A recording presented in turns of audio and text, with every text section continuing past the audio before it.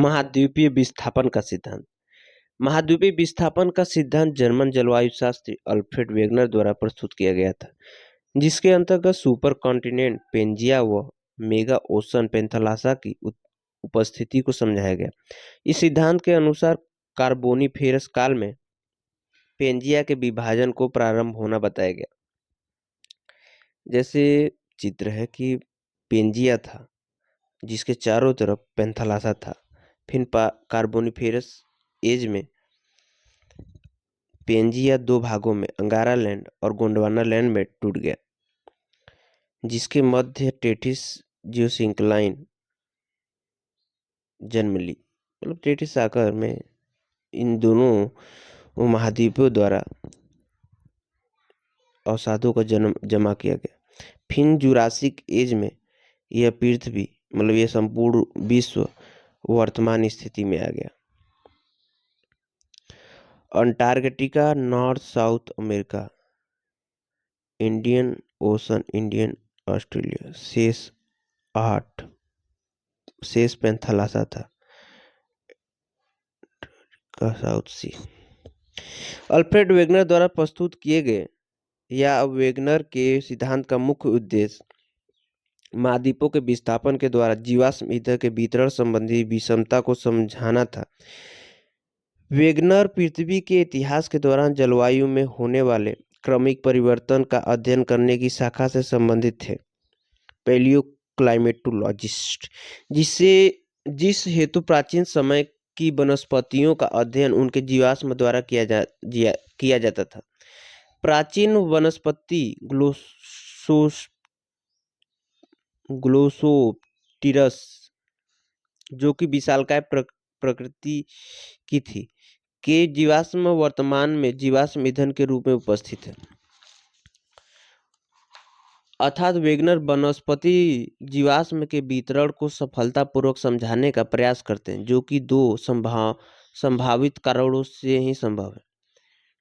जीवाश्म ईंधनों को ध्रुवीय क्षेत्र में उपस्थित होना निम्नलिखित दो स्थितियों से ही संभव है।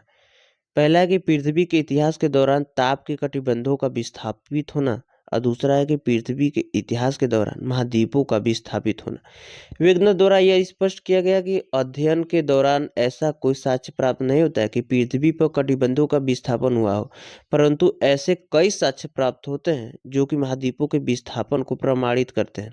इस साक्ष्य को वेगनर द्वारा असंबद्धता मतलब डिसकंटिन्यूटी की संज्ञा दी गई।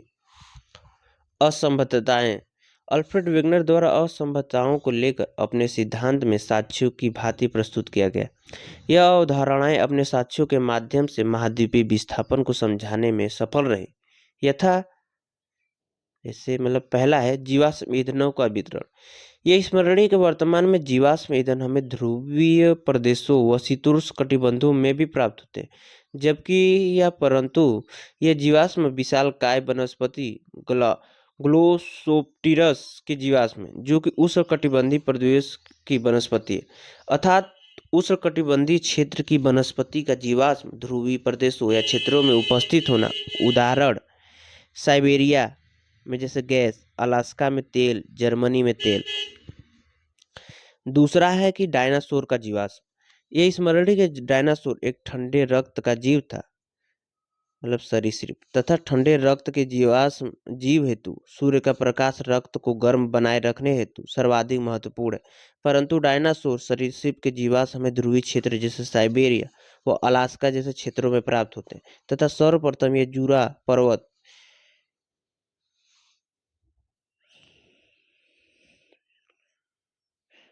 पर्वत में सर्वप्रथम खोजे गए थे, जो शीतोष्ण क्षेत्र में है। जूरा पर्वत विशालकाय सरीसृप का जीवाश्म ध्रुवीय व शीतोष्ण कटिबंधीय क्षेत्र में उपस्थित होना एक असमता है। प्लेसर निक्षेप अगला है मतलब सी।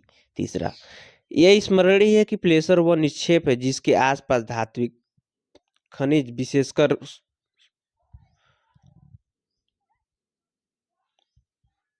विशेषकर सोने की उपस्थिति पाई जाती है। यह स्वर्ण युक्त चट्टानों के साथ युग्म अवस्था में उपस्थित रहता है।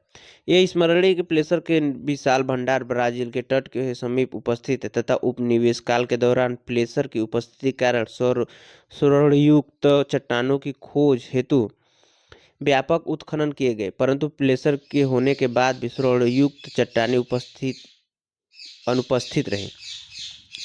गोल्ड कोस्ट घाना घाना के तटीय क्षेत्र के आसपास उपस्थित पर्वतीय क्षेत्रों में निवास करने वाली जनजातियों द्वारा स्वर्णयुक्त धात्विक वस्तुओं ऑर्नामेंट का उपयोग किया जाता था, जिसे उपनिवेशक शासकों द्वारा स्वर्ण तो माना गया, परंतु खोजकर्ताओं में कभी भी प्लेसर के निक्षेप घाना के तट पर प्राप्त नहीं हुए, जबकि उक्त तटीय क्षेत्रों में विशाल मात्रा में स्वर्णयुक्त चट्टानों की उपस्थिति है। ब्राजील के क्षेत्र में प्लेसर उपस्थित था परंतु स्वर्ण धातु नहीं, जबकि घाना के तट पर स्वर्ण धातु उपस्थित परंतु प्लेसर नहीं।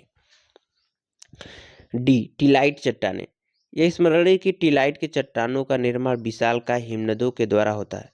इस प्रकार की चट्टानों का वर्तमान के उष्णकटिबंधीय क्षेत्रों में उपस्थित होना, जैसे प्रायद्वीपीय भारत, महाराष्ट्र व कर्नाटक, ऑस्ट्रेलिया, विक्टोरिया मरुस्थल, अफ्रीका, जिम्बाब्वे व जाम्बिया।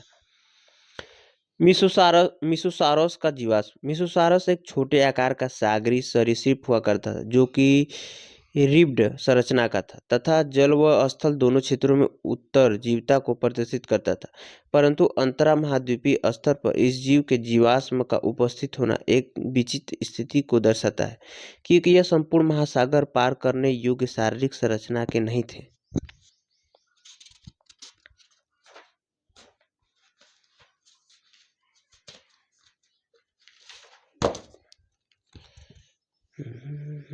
जैसे कि इनका मतलब जीवाश्म बहुत जगह पाया जाता है। हिमालय भारतीय उपमहाद्वीप तथा संबंधित क्षेत्रों में खारे पानी की झीलों व बृहद मात्रा में प्राचीन सागरीय जीवों के जीवाश्म, विशेषकर प्रवाल व सीप आदि का उपस्थित होना यह स्पष्ट करता है कि हिमालय किसी प्राचीन सागर पर निर्मित पर्वत श्रेणी है। उदाहरण है कि जैसे हिमालय में खारे पानी की झीलों का होना, ईरान, इराक, बलूचिस्तान के तटीय पर्वतों में सागरीय क्रस्ट के अंश, और काला सागर, कैस्पियन सागर, अराल सागर जैसी अंतःस्थलीय झीलों का उपस्थित होना। जैसे चित्र है कि अफ्रीका, अरब प्रायद्वीप, भारतीय महाद्वीप यूरेशिया प्लेट से टकराने वाले, जैसे भूमध्य सागर, काला सागर, कैस्पियन सागर, अरल सागर, ईरान, इराक, बलूचिस्तान है। जी है कि राजस्थान का मरुस्थलीय भाग स्मरणीय के राजस्थान का मरुस्थलीय क्षेत्र विशालकाय समुद्री जीवों के जीवाश्म, विशेषकर लॉबस्टर के जीवाश्म से युक्त है। राजस्थान के धोबरी नामक गांव में लॉबस्टर के जीवाश्म सतह के अत्यधिक करीब पाए गए थे। इसी प्रकार से उत्तरी व दक्षिण अमेरिका के परिप्रेक्ष्य में भी लॉबस्टर व डायनासोर के जीवाश्म अंतर महाद्वीपीय स्तर पर प्राप्त हुए थे, विशेष रूप से डायनासोर के।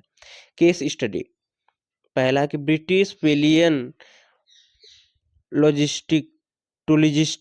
के द्वारा अफ्रीका व दक्षिण अमेरिका दोनों क्षेत्रों में एक ही जेनेसिस के एक डायनासोर के अलग अलग हड्डियों को अलग अलग महाद्वीपों में खोजा गया, हेड स्कल व टेल स्कल को।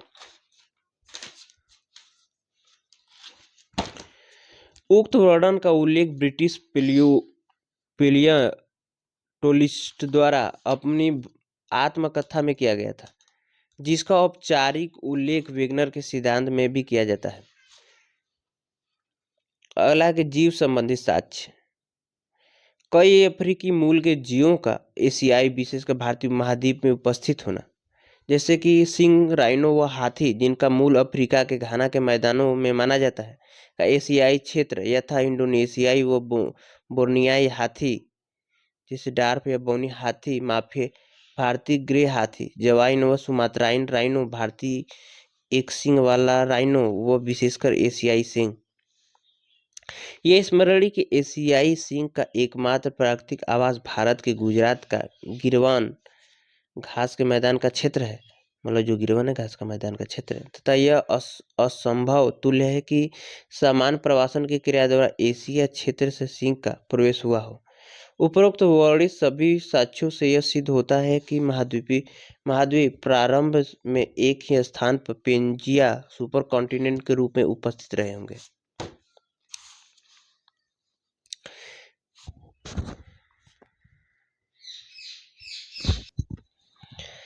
वेगनर के सिद्धांत की आलोचना या सीमाएं। वेगनर के सिद्धांत में विरोधाभास। एक और वेगनर के द्वारा महाद्वीपों के विस्थापन हेतु बिना प्रतिरोध के सियाल की सीमा पर गति को आधार माना गया, जबकि इसी गति के कारण महाद्वीपों पर पर्वतों के निर्माण की व्याख्या की गई। दूसरा कि वेगनर के सिद्धांत हेतु बल। अल्फ्रेड वेगनर द्वारा महाद्वीपों के विस्थापन हेतु मुख्य क्रियाकारी बल ज्वारीय बल को माना गया, जो कि सूर्य चंद्रमा जैसे बाह्य पिंडों के गुरुत्वाकर्षण बल द्वारा जन्म लेता है को माना गया था। यह स्मरणीय कि ज्वारीय बल महाद्वीपों विस्थापन हेतु अपर्याप्त है, क्योंकि महाद्वीपों को विस्थापित करने हेतु वर्तमान ज्वारीय बल से लगभग 10 लाख गुना अधिक शक्तिशाली ज्वारीय बल की आवश्यकता है। वेगनर के सिद्धांत में तथ्यात्मक त्रुटि। तीसरा है, वेगनर के सिद्धांत द्वारा महाद्वीपों के ध्रुवीय क्षेत्र में भूमध्य रेखा की ओर विस्थापन हेतु भूमध्य रेखा पर पृथ्वी के गुरुत्वाकर्षण को सर्वाधिक माना गया था, जबकि सर्वाधिक गुरुत्वाकर्षण बल ध्रुवों पर उपस्थित होता है।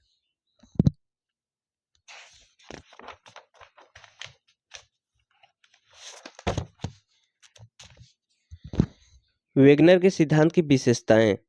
वेगनर का सिद्धांत वह प्रथम सिद्धांत रहा जिसने महाद्वीपों के विस्थापन को वैज्ञानिक रूप से समझाने का प्रयास किया। मतलब कॉन्टिनेंटल ड्रिफ्ट थ्योरी के पूर्व महाद्वीपों के विस्थापन हेतु केवल कार्टोग्राफिक साक्ष्य ही उपस्थित थे। वेगनर का सिद्धांत एक सीमा तक पूर्णतः वैज्ञानिक साक्ष्यों से महाद्वीप स्तर पर हुए हलचलों को समझाने में सफल रहा। वेगनर के सिद्धांत का सबसे बड़ा वैज्ञानिक साक्ष्य पराचुंबकत्व को माना जाता है, जो कि पूर्णतः वैज्ञानिक साक्ष्य है।